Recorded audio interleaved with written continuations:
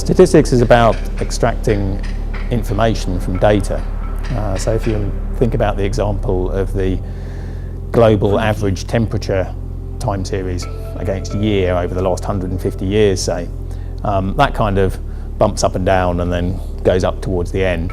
Now everybody knows that there is unpredictable variability in the weather from year to year, but there's also a component that we think is attributable to average warming of the climate over time.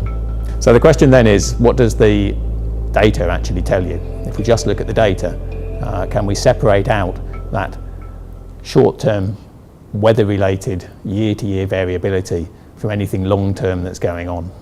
So smooth statistical modelling gives us one tool for doing that. Allows us basically to represent the long-term variation just as a smooth variation over a year, and to try and separate that from the random year-to-year variability that you would just say, well, that's the weather being randomly variable from one time point to the next. So my interests are really in that kind of statistical modelling, and in particular in the question of how smooth the smooth trend should be in there. That is to say, should our long-term trend be something that pretty much goes through all the data, implying that there's really not very much weather going on, it's all long-term trend? Should it be something like a straight line, saying that actually a lot of the variability we see is really just weather related, or is it somewhere in between? And I'm interested in the question of estimating then how smooth should these smooth terms be, and also how can we compute with these models in a reasonably reliable way. So that global temperature example is in fact a pretty simple case. There's just temperature and year to worry about. But things become more interesting when we have several smooth effects in place simultaneously.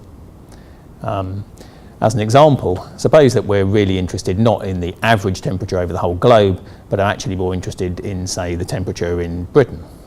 Well, one way of addressing that would then be to look at the data from the network of temperature stations over the globe, and to try and model those simultaneously so that we get some decent idea of how the map of global temperature is changing over time.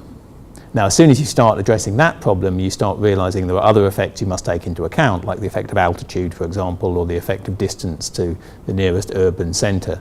So we have a number of variables which would have to be included: space, time, and these other things, and the models immediately become more complicated. So in principle, we can use the same sort of models that we use for the simple smoothing of the average temperature series with these more complicated setups, but we immediately encounter two problems that are really unavoidable. One is the sheer size of the data set. So if we've got monitoring stations over the whole Earth over a long time, we may end up with very large data sets, and it becomes very difficult to compute with them. It becomes very difficult to fit the models at all.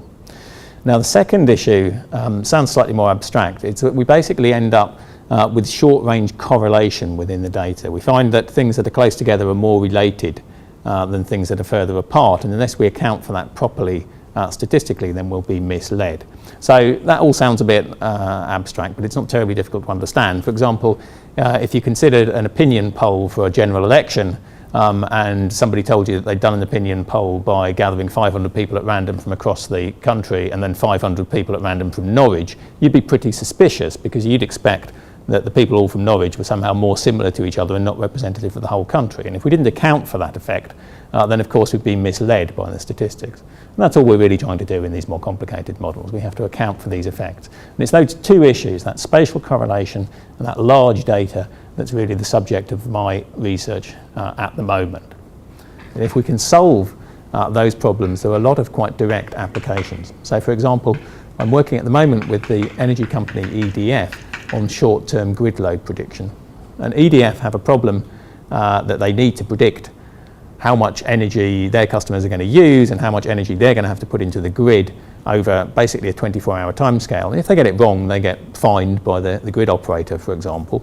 And it's also expensive to them. If they produced energy that they didn't need, that's expensive. And if they have to suddenly ramp up production because of some shortfall, that also tends to be expensive.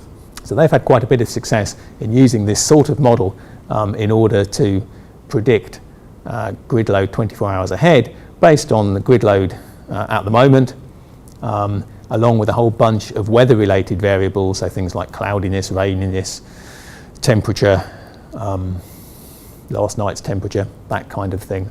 And a bunch of other variables related to how people are behaving, so things like whether it's a work day, whether it's a holiday, and so on. So you can see a relatively complicated set of factors have to be taken into account in that grid load prediction problem. Fisheries managers use the same kind of models in order to better predict fish stocks for fisheries management purposes, for setting quotas and that sort of thing. And you also find people working in public health using exactly the same sort of models to try and tease apart the environmental determinants of disease. Now, a lot of the way that my work actually becomes used in these applications is through the supply of high quality software that then scientists and engineers and so on use directly in order to fit their models. And really the bottom line is to produce this sort of statistical infrastructure in the form of software that simply works, so that the scientists and engineers can get on with just specifying their model and have it fit and be absolutely confident that the result is what it ought to be.